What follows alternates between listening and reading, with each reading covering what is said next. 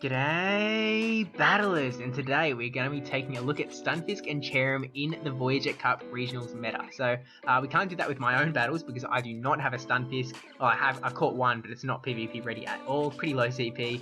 So instead we're going to be taking a look at Bakikokia's, some of his battles from the Regionals tournament that we recently just did, because he was running Stunfisk on his team. So these first two battles are going to be him with Stunfisk using it himself, and then the last three battles of the video, his opponent has both Stunfisk and Cherrim on their team, so you're going to see a whole lot of Stunfisk and Cherrim action in this video. So don't forget to subscribe for plenty more Voyager Cup stuff, and actually this exact Regionals tournament, I did shoutcast to play this as 5-0 Sweet, as well as my own 4-1 run through the tournament. So if you want to check out some more Voyager Cup Regional stuff, that's there.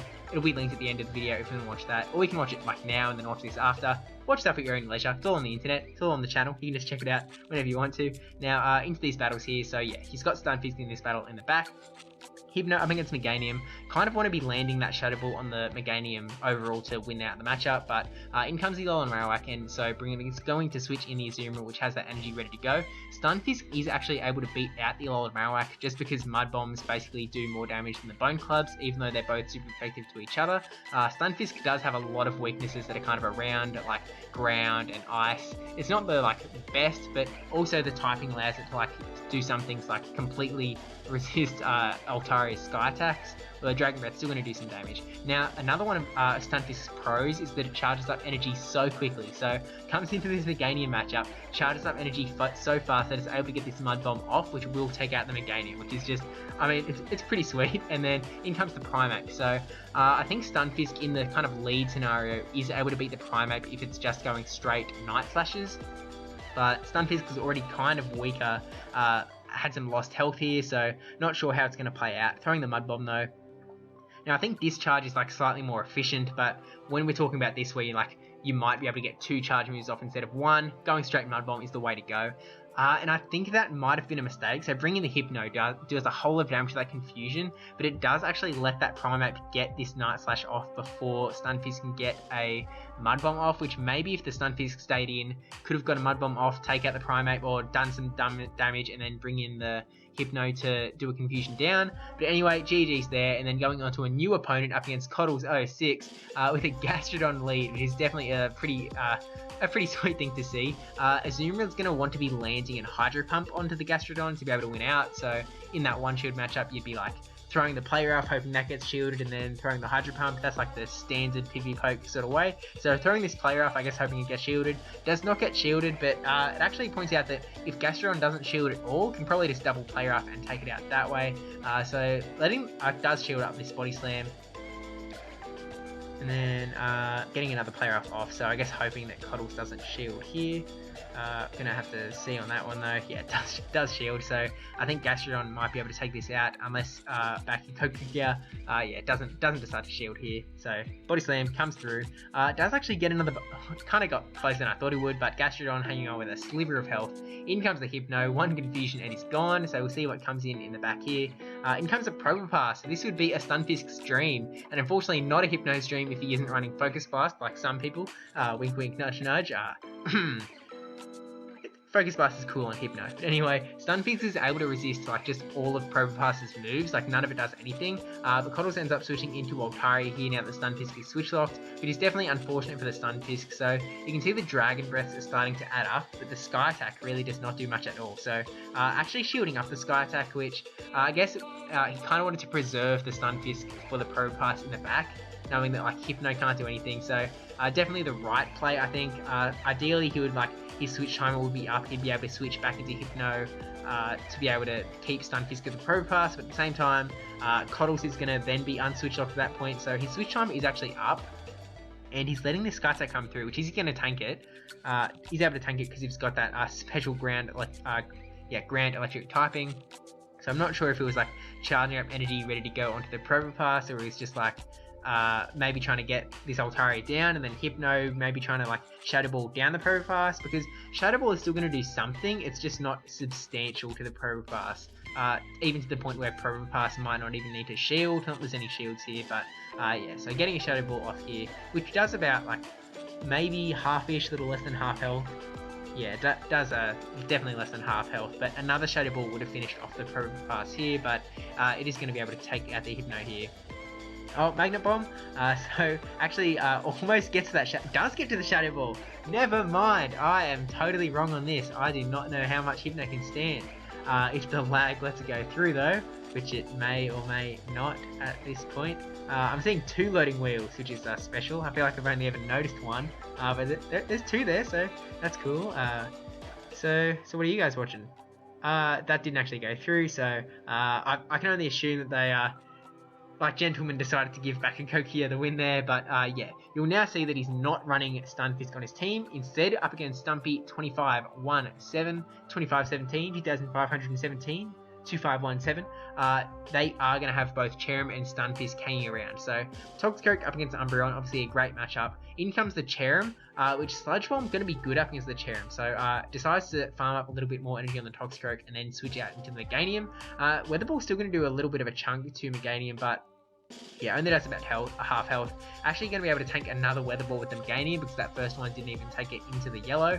So throwing the Frenzy Plant here, which kind of a substantial amount of damage, but that's just because Frenzy Plant is like a good move, but it does get shielded up there. Cherrim definitely could have tanked it though, so like could have eaten the Frenzy Plant and then had low health for Toxicroak to come in and farm, but ends up throwing the Mud Bomb anyway, so does get a shield, so maybe scared of the Sludge Bomb, maybe just wanted to keep Cherrim as healthy as possible, or didn't like quite know the matchups or whatever, but does shield up the Weather Ball.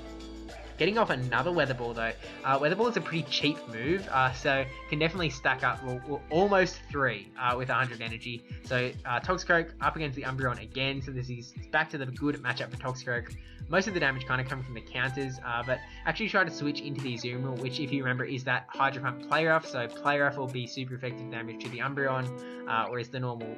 I mean, usually you'd just be going for the Hydro Pump if you didn't have the Play Rough, but Play Rough definitely the way better move to go for, and it has less, it costs less energy, so good all round. And then throwing the Last Resort, charging up some more energy on this Azumarill, and then was probably hoping to get that Play Rough off before the Umbreon got the charge move off, so that is unfortunate there. So decides to not even fully farm, hoping to be able to farm down that Umbreon later on. But unfortunately the switch timer was up, so they're able to keep that Umbreon in the back, which could come back to bite, depending on kind of how this battle plays out. It's definitely an unfortunate situation that they're able to switch, but landing the Hydro Pump onto the Stunfisk, definitely massive. Stunfisk does not like the Hydro Pump, but it's actually pretty sweet that it's able to tank it. Usually would be able to get the charge move off because it charges up so quick, but I guess no such luck there. Toxicroak kind of came in and finished it off a little quick, and then Toxicroak, you'd be able to tie this whole thing up in a bow with the Sludge Bomb. Down goes the Cherrim, and that is GG's there. So into the game 2, Hypno versus Venomoth. Now Hypno is going to be able to come out on top of this because Venomoth has that poison typing. I kind of know this one well from the Twilight Cup where I was using Mr. Mime as my confusion user. I ran into plenty of Venomoths there, but yeah, Venomoth getting off a Bug Buzz. That is not what I was expecting at all. That is definitely a super spicy moveset, but holy dooly, that is special. And then yeah, Hypno has plenty of energy in the back, ready to use that whenever he comes back in. So switching into the Meganium on the Stunfisk. Meganium is not something that Stunfisk wants to see. Mud Bomb and Discharge, not going to be able to do much at all. And back in Kokia's is just farming up a whole lot of energy. Not going to hit all these bubbles, just want to kind of bring the... Actually, but gets a shield, so that's probably even better. But yeah, tanking another charge move here. Going to be able to tank even more charge moves, can just keep taking him. Probably couldn't Vine Whip all the way down, so throwing another Frenzy Plant, not hitting all the bubbles so that he can farm down the rest, but burns another shield, which, well, I guess the opponent was able to switch out again, so they're kind of playing these similar games to like Gorn 1001, if you watched that video before now, kind of just switch mastermind, throwing all sorts of switches. So he's actually got 2 shields here, so he's going to be able to shield this one up and then go straight for the Earthquake, because he does have that, because of Cherrim's typing, Earthquake isn't going to be super effective by any means, but still do a fair chunk of damage. Yeah, is resisted, so it does just a little over half there. Another Frenzy Plant would probably be able to finish off the Cherrim here though, so it does decide to shield, maybe going for that Chloe exactly, or switching out to catch a charge, or switching out into the Hypno, starting to throw this energy that is built up to 101 Thunder Punch down. Switching out again into the Stunfisk, so now throwing the Shadow Ball. Definitely going to finish off this Stunfisk, Shadow Ball being a total kingpin of the move. In comes back the Cherrim, almost Confusion's down, but then with both Azumarill and Meganium. Meganium coming in, going to eat this Weather Ball, going to go down. And then in comes the Azumarill, who's pretty much full health. Would have to get hit by a Solar Beam to really take away damage. So Bakikokia does win the round, but going to this round 3 with Registeel up against Dugong. So ideally, you'd usually in normal gameplay want to be landing like land a Flash Cannon and a Focus Blast, have a Flash Cannon shielded, kind of depending on how the Icy Winds go. Like if you can get a Focus Blast before the Icy Winds, that is fantastic.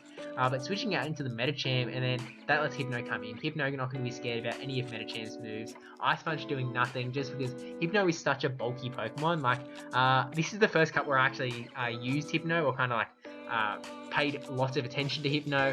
So it is a bulk machine, and I think I'm going to be using it in a lot more cups later on, especially with its move versatility.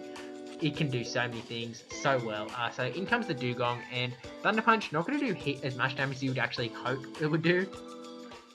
Gets both shields though, so that is definitely in Hypno's favour. Does have both shields himself, so he's actually going to eat this Icy Wind. Probably going to be able to get to another Thunder Punch. Yeah, get to another Thunder Punch. Not going to do heaps of damage, especially after being Icy Winded. It does go through though. So goes down, has both shields, has to take out this Dugong. Probably going to bring in the, brings in the Registeel again. Doesn't have to shield any charge from Dugong really. Takes the Icy Wind. Going to be able to get, could just go straight for the Focus Blast, but it kind of looks like he was tapping around the Flash Cannon area.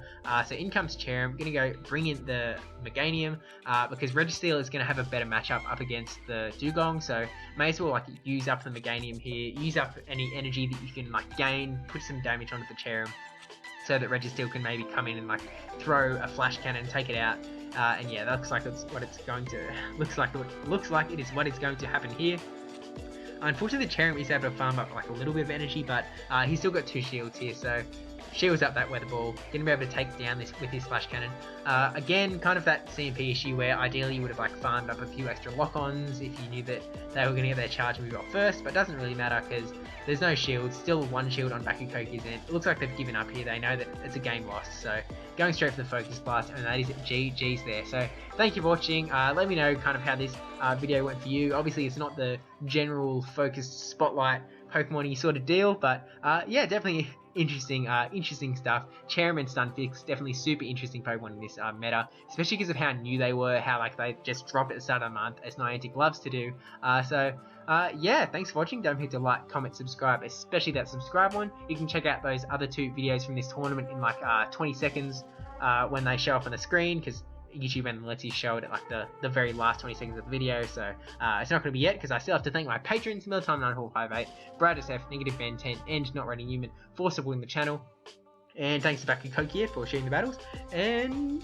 yeah, so images should be on the screen now. Okay, toodaloo, bye.